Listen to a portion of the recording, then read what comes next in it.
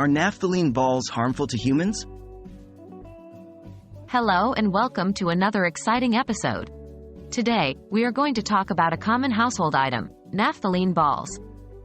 Are they just helpful tools for keeping your closet free from pests, or do they pose potential risks to human health?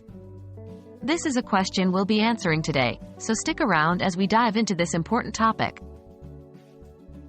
What are naphthalene balls? Firstly, let's understand what naphthalene balls are.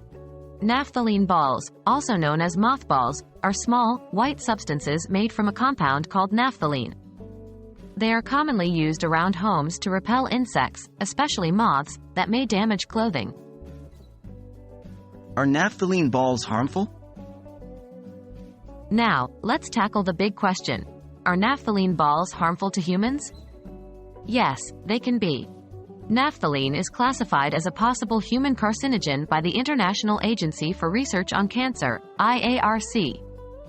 Prolonged exposure to high amounts of naphthalene can cause several health issues.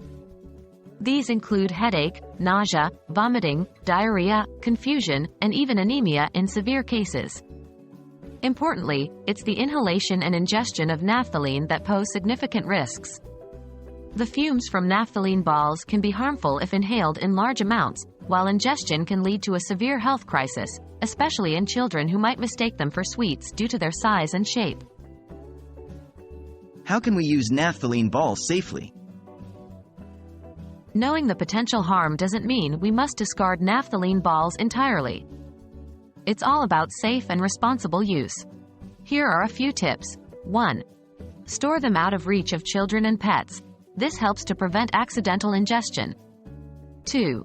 Use in well-ventilated areas. This can help minimize inhalation of harmful fumes. 3. Avoid direct contact with skin. Naphthalene can cause skin irritation and allergies.